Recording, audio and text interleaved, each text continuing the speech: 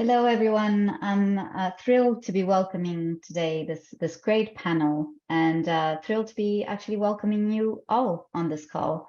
So thank you for joining us today. I'm not going to be talking a lot in terms of the introductions, because basically we're here to hear from our amazing role models from our Enable list. So I would love to ask for our panelists to basically briefly introduce themselves and perhaps share a fun fact about themselves as well. So I'll go first just to kick things off. I'm Alexandra Evreinoff, Managing Director for Involve, and I'm based in France. A fun fact about myself, I don't know how fun this is, but I do have a 5-month-old baby. So if you hear any screaming in the background, hopefully my earphones are working very well, and you won't be hearing any crying. But you know what? It's the joys of working and dialing in from other places, remote places. So I would like to ask Curtis, would you like to introduce yourself? Sure, of course. So my name is Curtis Kesler, and I'm a global HR partner at Dow, and I'm also the global chair for our disability, ERG. And from a company-based standpoint, I'm in the state of Michigan in the US. And a fun fact about myself, I also have something that could interrupt today, which is 2 dogs behind me, but I also like to build and do artwork in my spare time. Very cool. That does sound fun, and I'm loving all the actually interaction from the audience as well. Please let us know where you're dialing in from. Nathalia, would you like to go next? Hello, everyone. My name is Nathalia. I work as a tax lawyer here in Mattos Filho in Brazil. And a fun fact about myself is that I've learned English just by playing video games and listening to music as a teenager. So I'd like to apologize in advance for any mistakes. Well done to you, because your English is very good. So thank you, Nathalia. Thank you. Well done. Rakesh, would you like to introduce yourself as well? Yeah. Hello, everyone. I'm Rakesh. I'm from Pune, India.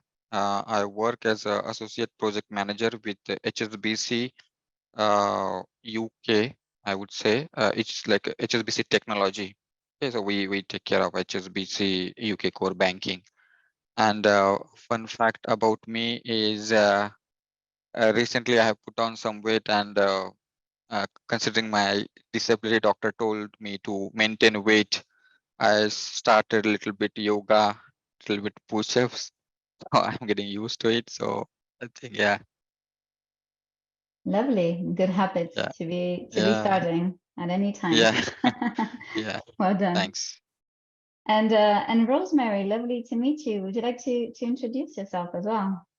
Hi everyone. Thank you so much for this opportunity.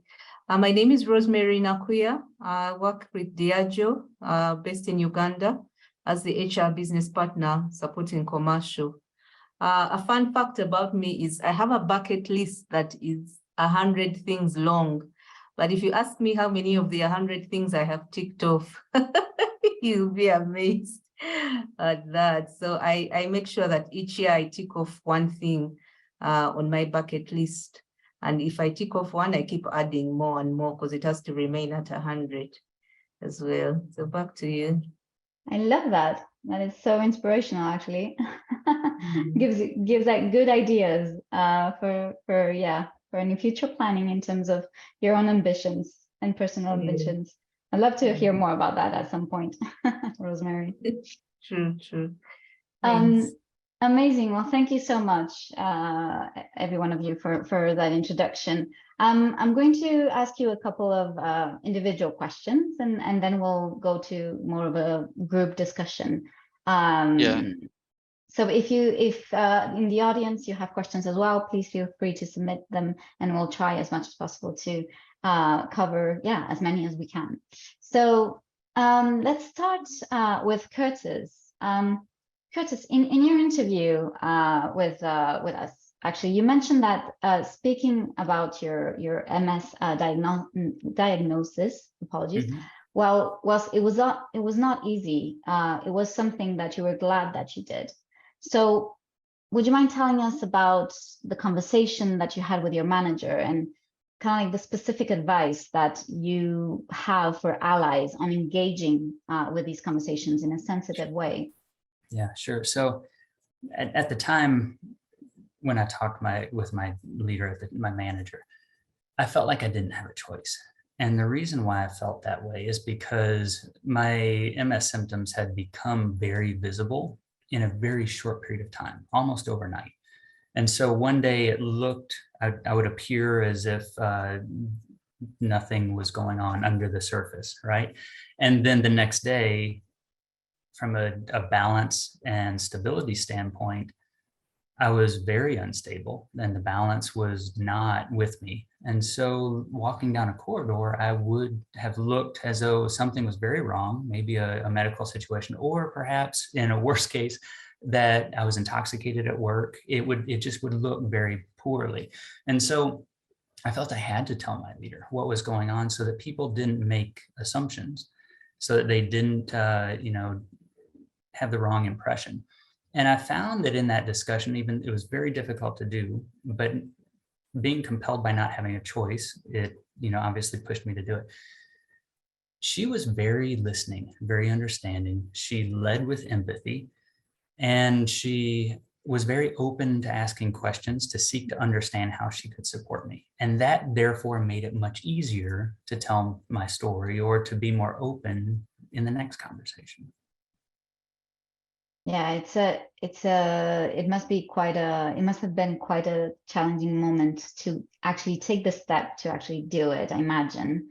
And then once it kind of like created a pathway to actually have more conversations. So having a leader who is actually really empathetic and really trying to understand and engaging and listening and trying to understand the position of the other person is actually so important when having these conversations. So yeah, thank you, Curtis. That's amazing personal story, and I'm so happy that we have all these amazing stories, because honestly, the Enable Role Model has been a fantastic initiative this year.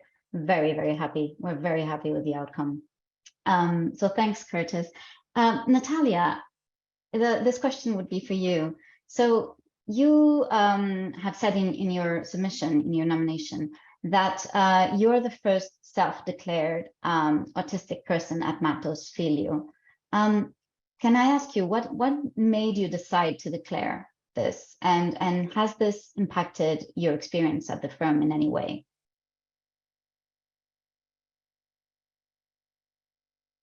You're on mute. Sorry, Nathalia. We've all done it. Sorry. First, I'd like to introduce my answer by saying that, like many autistics on the lower side of the spectrum, I was late diagnosed. And when I got my diagnosis, I was already 24 years old, already held a bachelor's degree at the law school, and worked as a first-level lawyer in a prominent law firm in São Paulo, other than Mattos Filho. Just to clarify things, I received my diagnosis in 2017 and joined Mattos Filho only in 2018. I think it's important to give this background because having received the diagnosis when I was already working as a lawyer became one of the key aspects that shaped my career since then. It's because for many late diagnosed autistics, the diagnosis is a great landmark in our lives.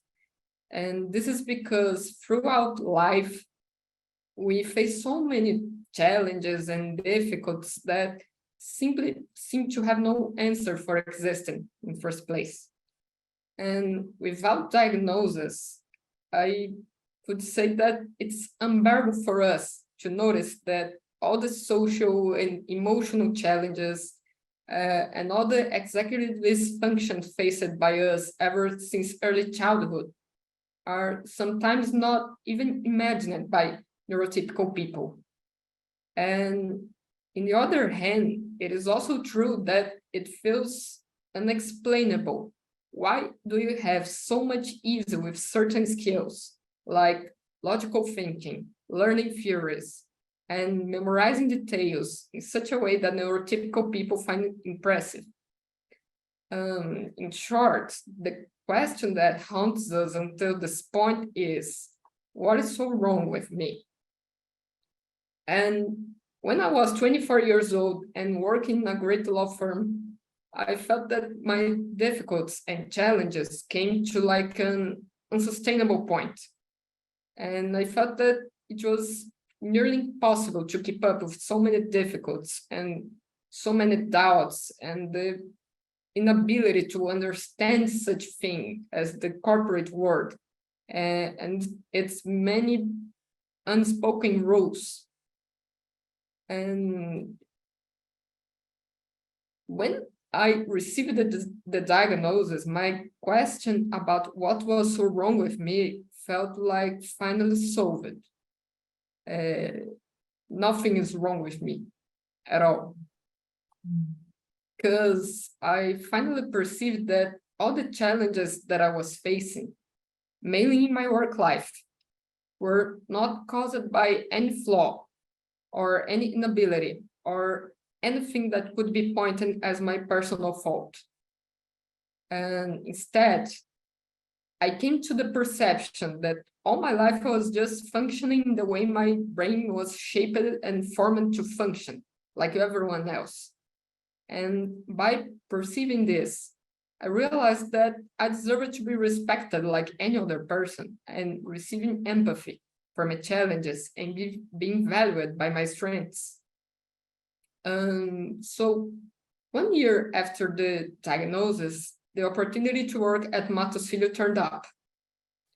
And even though it was my chance to reach my dream of working there, I was afraid because when you think about the environment of a big law firm, you probably think about a hostile environment with so many unspoken rules or political moves that are so hard for someone in the spectrum to perceive and to navigate.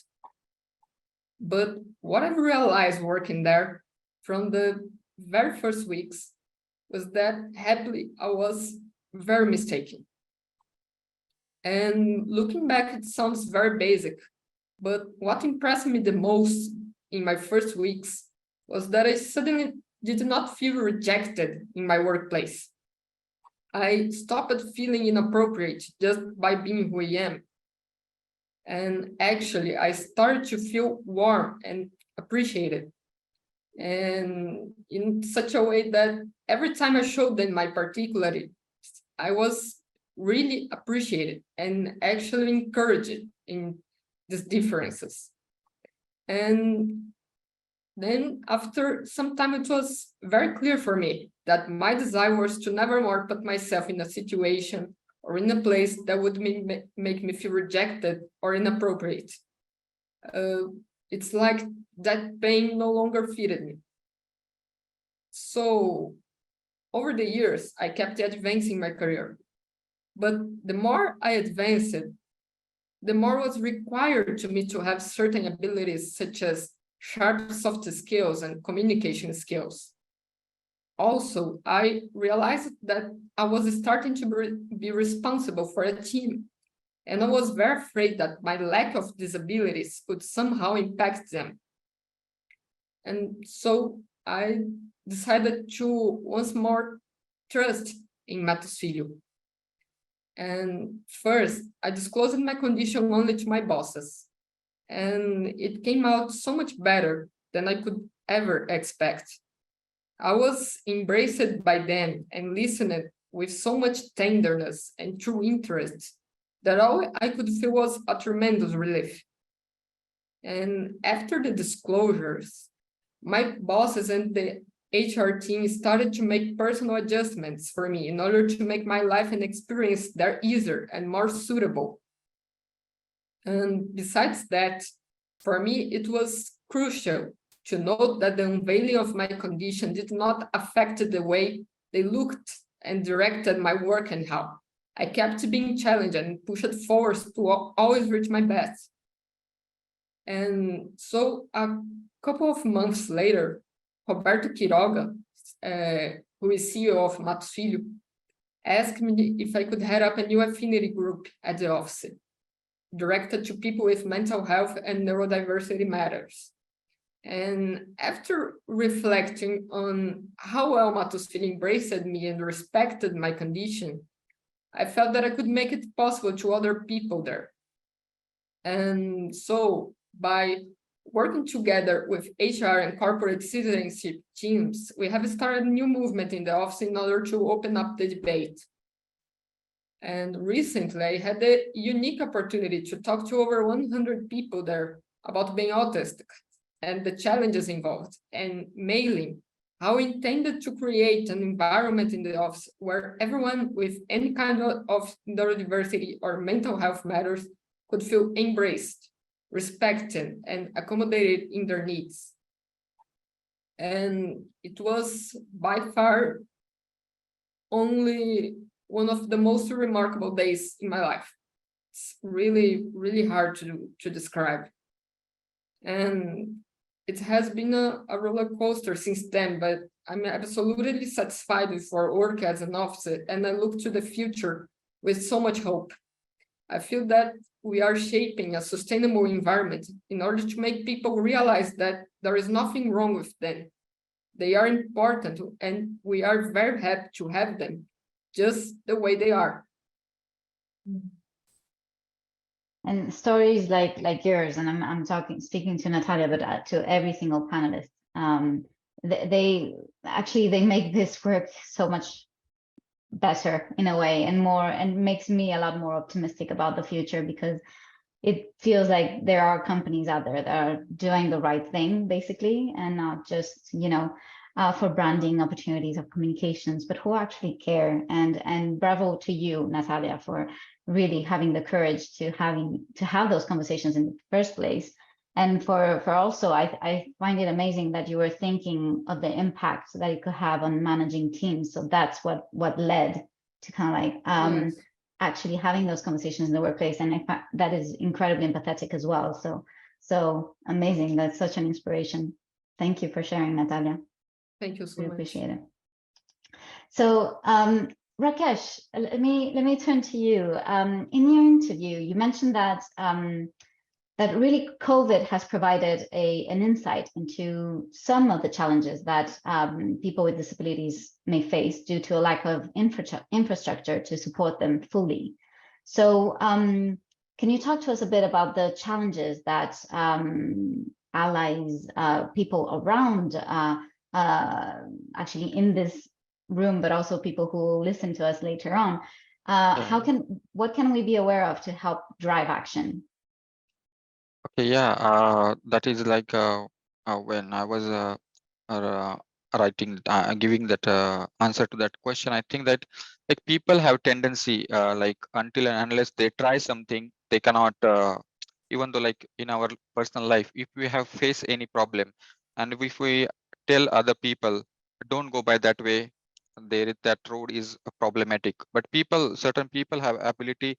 Some people will listen our experience, but some people still try that road of difficulties or whatever. Okay, the same human nature here. Like people who are disabled, like they need certain help at some point. Not everyone need, but some people need help. They are isolated at some point. Okay, even the small things, if people are too disabled, they need someone to take care of themselves. Okay, some people can't eat by their own hands. They need some people to feed. Okay, and all the things like whoever any disabled person may face. I think the coronavirus, the pandemic, we were in lockdown at certain point, and the person who has identified with that person kept to be isolated. Okay, so it was difficult. Like if person is kept in isolation for 5 days or whatever period of time, sometimes the loneliness feels like we feel like we are alone in this world. Okay, so all these factors who like the other people experienced it. So at least they got a pinch, a bit of hinge, like any disabled person can also go through this. So the way of thinking, they're thinking like, or the way they are looking any disabled person, I think it could have been improved. This is what I think from my side. And I think that's what that's what it was in my mind, because I was alone at that time. Okay, my family was in a different place, so I face all the problems. Okay, even the cooking, eating, etc. So yeah, that's Yeah, it. so we were no, thank you, Rakesh, and yeah, we were all put in a position where we had to. I think we were confronted with similar, I would say, situations as well. So absolutely, I think that's what can drive sometimes allyship and inspire us to do more. Thank you, Yes. thank you, Thanks. Rakesh. Rosemary, so lovely to have you on the call, and you mentioned in the interview that we have on the list that you acquired your disability later in life, and do you think that this has shaped your perspective when it comes to navigating a disability in the workplace, and if so, could you tell us how? Okay, thank you so much. Yeah, so when I acquired my disability, I of course went through the normal change curve from shock to denial to anger, until I got to the stage of self-acceptance. And I think it was a year or so down the line when I got to the stage of self-acceptance, and a quote that I came across, or I think someone shared with me along this journey, was, "It's not what happens to you that hurts you, but it's your reaction to what happens to you that hurts you the most." So whatever happens to us, we have a choice whether to look at the positive or the negative. So I chose to look at the positive. One, I was still alive. And two, I could use most of my faculties, apart from my sight. So I was diagnosed with what is called low vision. So that means that I can't see written text. I need to use a software called JAWS to help me on the laptop. And I rely a lot on people around me to support me. So I moved from being independent to one that I had to, work with people to help me do whatever it is that I needed to do. But that has shaped my thinking in a way that as a result of this disability, I was tasked at my workplace by my former line manager to make it more inclusive, because I was the first person with a disability in the organization. So we all didn't know what to do with me. I remember when I was coming back to work, my line manager and the team had to be sat down to just prepare them for my coming back and the support that I will need. But along the way, it has gotten easier as we've gotten in more people in the organization. So we partnered with companies that are experts in disability inclusion. We did a site accessibility audit, made sure our sites are disability inclusive, working with our Diageo as a wider business, coming up with disability inclusion guidelines, has set the way for us having an internship program for people with disabilities. So it's that one experience that I went through that made me see life, differently, and being able to help the organization create a conducive workplace for people with disabilities. Yeah, thank you. Thank you, Rosemary, and that's again another very inspirational story. But I'm going to tie it in with our next question, which is actually, you just mentioned how your own experience then shaped how you were engaged with and leading on some conversations and some initiatives internally. And so this is my question to the group. If, of course, and how has your disability or neurodiversity or mental health challenge influenced your leadership approach and style? Okay, so I can go first. Sure. So the way it has influenced my leadership style is I have to be intentional. First, so I one of the 7 habits of highly effective people is seek first to understand so as to be understood. So in whatever situation I'm in, I seek first to understand, where is this person coming from? In disability inclusion, we speak about reasonable accommodation. What does the person need to be able to get the job done? So disability doesn't mean inability. They can't get the job done. They just need to be supported from a reasonable accommodation perspective. So if it's a software, can we purchase that software as a company? If it's a hearing speech interpreter, can we get that person on board for them? If it's transport. So one of the things that my company helped me with is because I wasn't able to drive to and fro, was they got me a driver, to pick me to and from work. So it's about being intentional, about creating the environment that helps everyone be their best. And that's what we've done, at Diageo, speaking to people in what would it take to help you perform at your best in your current role. Thank you, Rosemary. Okay, I'll Rakesh, go. yes? Yeah. Okay.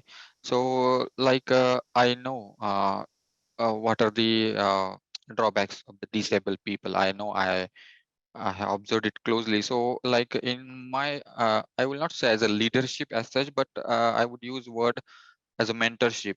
Okay, I know I have around 10 plus people working with me, but as my role into the production support, so I used to communicate with a number of teams. So whenever I see any new joiner has joined it, or any person who is facing any problem while working, I know that person has a capacity, but he or she is lacking it somewhere. Okay, we need to show that person a right path. Use this path, and or otherwise use this book or use this tool.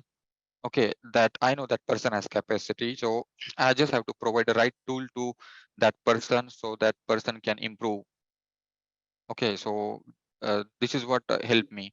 I'm not sure whether if this is I'm sure that because I am disabled, I know what are the on flaws on what can be pushed, because we are disabled, we we all have capacity if provided a right tool. Okay, we can achieve anything in a normal person can achieve. Okay, we can work, but in office, if a standing desk, I can't sit for longer time, so can a standing desk could be provided? Yes, if that extra part is provided, right tool is provided, I can give my 100%, maybe I would say more than 100% I can give. Okay, so in that way, I mentor people, I lead the team, I lead the other people. Yeah. Amazing. All right, thank you. Thank you, Rakesh. Yeah. Nathalia, Curtis, yeah? Oh, sorry. Curtis, would you Go like ahead, to? Thank you. I think that the most precious thing that I could give them is not trying to shape them or change them, and how. It is because I could only feel comfortable in my workplace and driving my career when I was given the space to be myself, and people stopped trying to change me or shape me, or always pointing out what was wrong. And I really like to make them free to organize and work the way it's better to them. And because I know that I lack many abilities that I can have this compensation by their abilities. And in the other hand, I can also give them help that they could not achieve by themselves. So I think it's very rich to have this diversity in our team, and it's only possible to reach this by making people feel free to be who they are. I think along those lines, in the beginning, when I was diagnosed, I felt very alone. And I felt like I was the only one in the world who had an issue or a situation that I was dealing with that was bigger than me. and by talking with more people and certainly surrounding myself with allies who are supportive. You know, they've led me to a leadership style where I know that everyone on any given day has something that they're challenged with that's bigger than they are. And no one's immune from that, whether it's a disability or some challenging problem in life. And so I've now changed my approach from, you know, the early days of just moving forward the way I thought was the best approach to now I do seek to understand more. I do lead more with empathy, and I try to understand the big picture of what is it about this situation or this interaction that is going to lead to a better outcome for this person. And I think the questions I ask myself in probing in the solution space are very different and far more broad than they used to be. I imagine as well as a HR leader that must have made you even like obviously yeah. as a HR leader is obviously you're from an more HR than partner just- standpoint, yeah, it became very Yeah. apparent that everybody has something that they're dealing with that's, Exactly. that's a challenge on any given day. And so it Sure. does sculpt your leadership style and how you approach situations. Mhm. Thank you for sharing. Thank you so much for sharing your views here. And in terms of so I think we've talked a bit about your companies and of course all the amazing initiatives that are happening within your companies. But what would you say, you're all like based in different we're all based in different locations. What would you say is the current state of play when it comes to disability, neurodiversity, mental inclusion in your specific regions? And would anyone like to start with that? Can start from a North America standpoint. What I'm seeing is that we're in an age of increasing awareness socially, awareness around, you know, topics that are important to people and how very different they are. And I think we're in an age where the need for context and information and transparency is important so that we can challenge stigma and so that we can help people feel validated and support them where they need to be. And so again, to circle back to my first comment, I think we're in an age of awareness where, you know, Rakesh, you mentioned COVID. I think one wonderful component that came from COVID is now we're having conversations that we've never had before about mental illness and health and wellness. And I don't know if we would be having those conversations if the world hadn't gone through a massive pandemic. Makes sense. Yeah. Sure. It'll probably be business as usual. Yeah, true. I sort of agree with Curtis from the point of awareness as well. You know, with COVID, mental health issues became top priority for all organizations.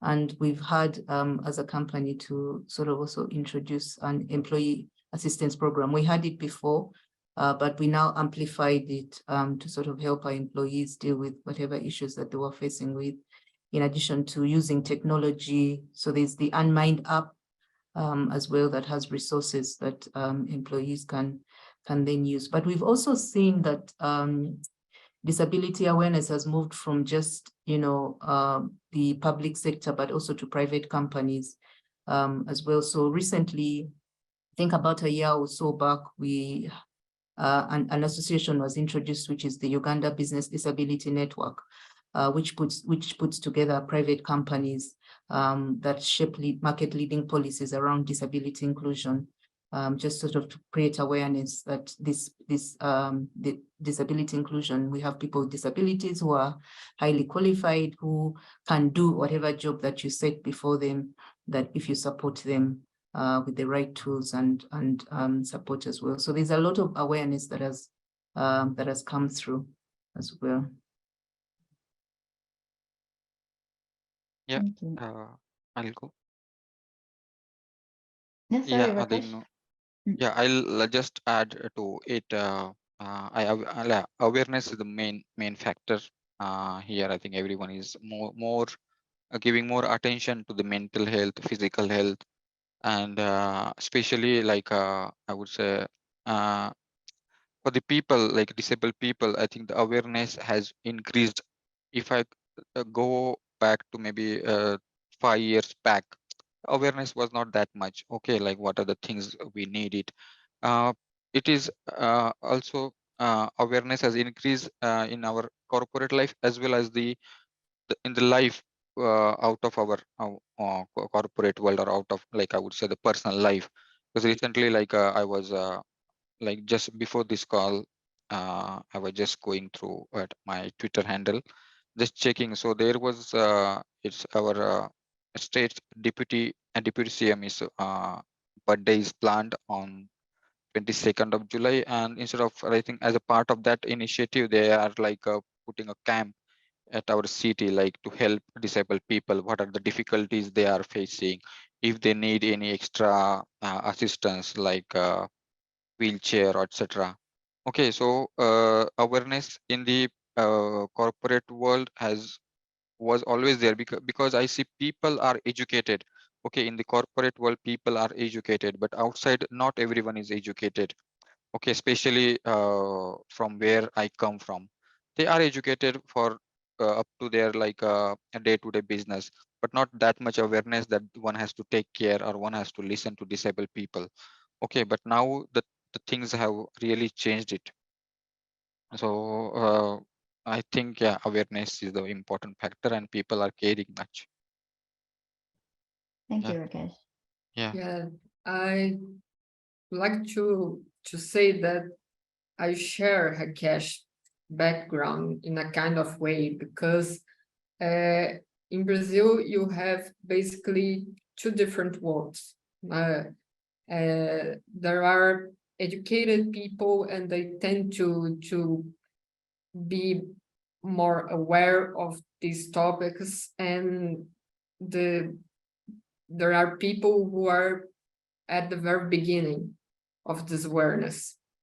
And here in Brazil, in general way, we are at the very beginning of the awareness, but we are in a better place, a very better place than where we were at 30 years ago or 10 years ago. Because talking about neurodiversity and autism, our common sense here in Brazil about this topic was very guided by media. And media portrayed people with autism, or even other mental health matters, in an extremist way.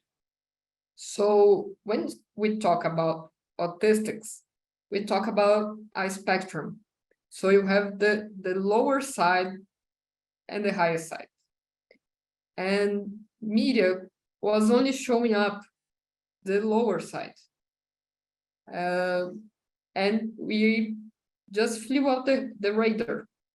And even for ourselves, this awareness took some time to come. I was raised in a simple background. I'm the first person in my family to go to college and have a higher level of education, formal education. So for my parents, it was really hard to have access to this kind of information. I think that was really important for having the diagnosis at such a later age, at 24.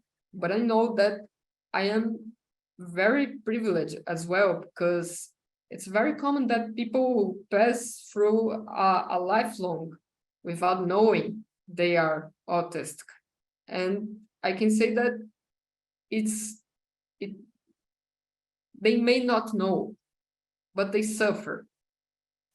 And the worst thing is that they can't even know why they're suffering so much. And getting help with it, it's so far from their possibilities. So we are walking in this path, but unfortunately we are at the very beginning. Today in Brazil we have April month, dedicated to raise awareness regarding autism. And it's been very, very useful because there are so many initiatives and media productions directed to give more information to people about what it is. But I can see that it's mainly directed to childhood. And what we are discussing here, which is basically people with neurodiversity in workplaces, is still very, very unknown by most of the population. Yeah, I think that's definitely fair. There's been progress, but also I also feel like that progress is risky in a way, in terms of it could go back to the old ways very easily as well. Yes.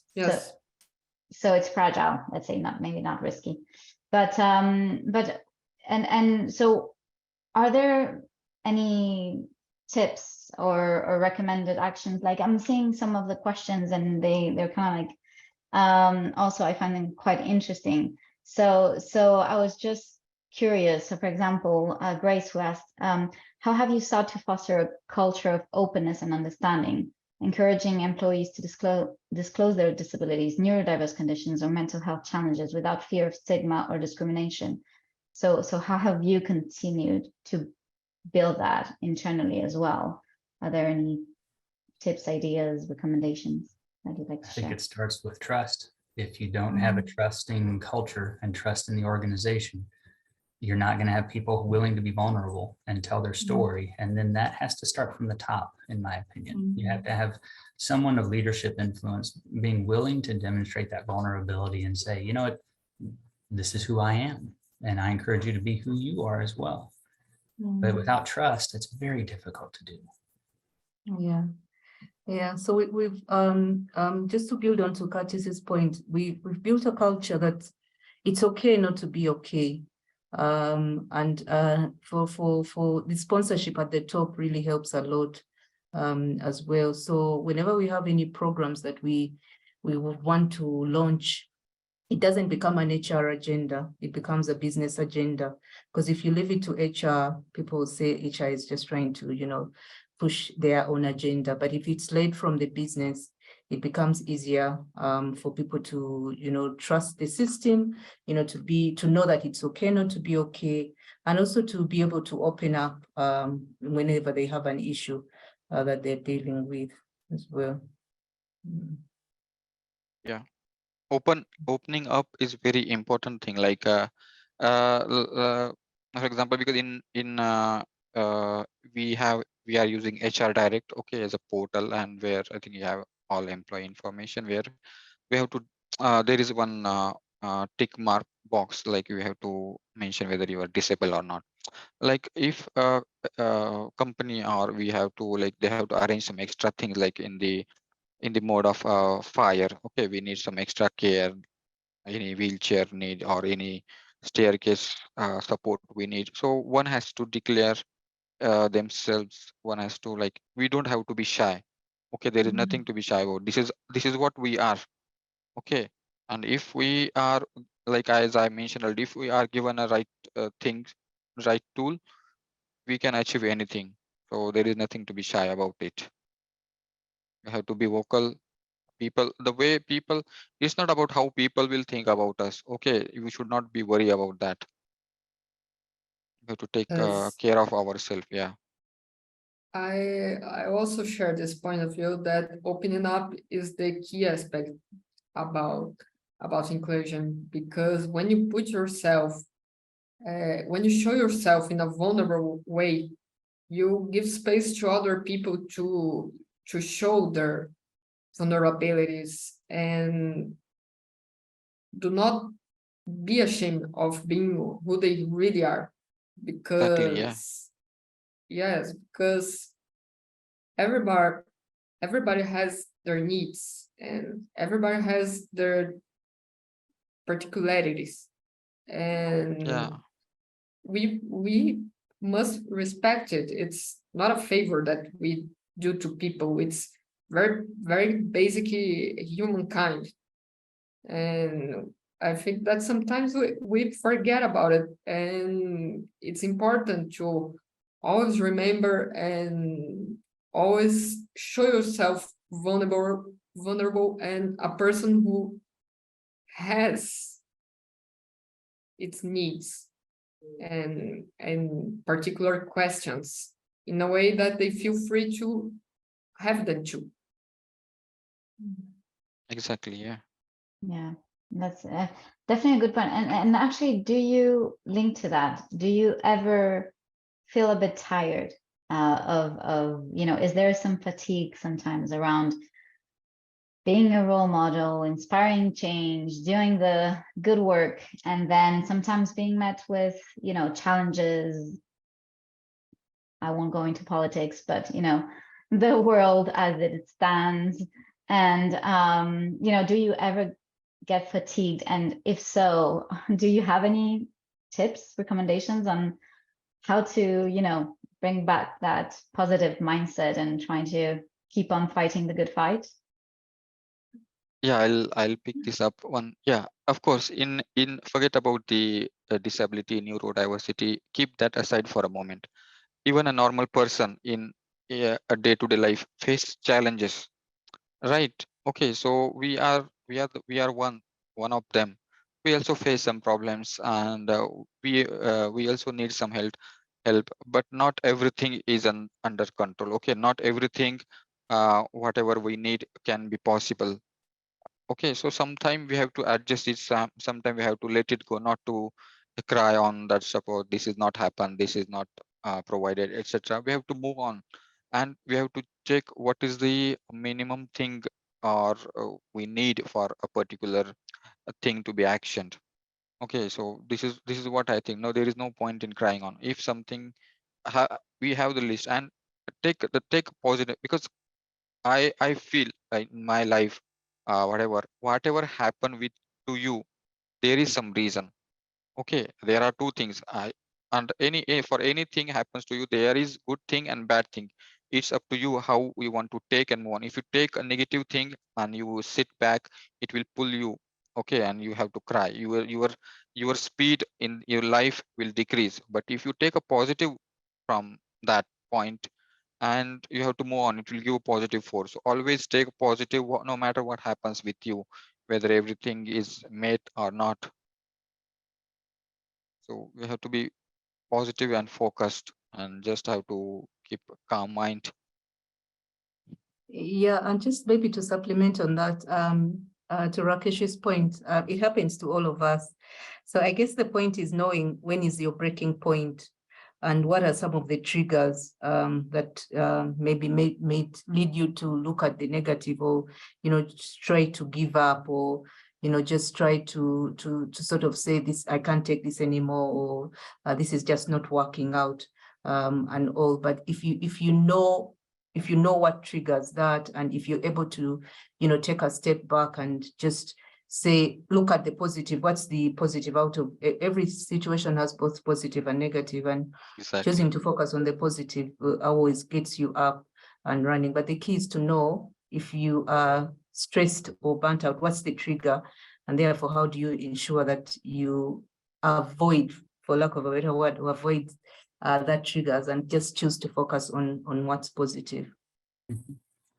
And I'll add to that it can be, some situations, it can be very difficult to find the positive. I completely agree with Rosemary that there is a positive in every situation, but sometimes we need tools and resources to help us find that. Just a case in point, every Monday morning, the first thing on my calendar is 2 questions. What are you happy about right now, and what brings you joy at this moment in time? And usually I go into a Monday morning, perhaps not in the best mood, perhaps feeling overwhelmed by what's going to happen in the next week or the next 2 weeks.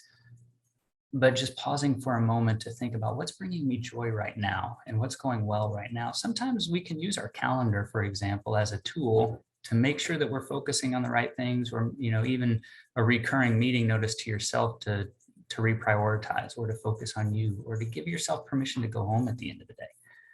because it's important to spend time on yourself too. Sure. Look, Very good point. in addition to what has been said so far, I think that other key aspect is self-awareness. So knowing your very limits and knowing when your body or even your mind is talking to you and asking for you to rest. So, for example, it takes me so much energy to be in long meetings or sometimes socializing for a long time, or even attending to some events. So I know that you need some extra time later to recover from this.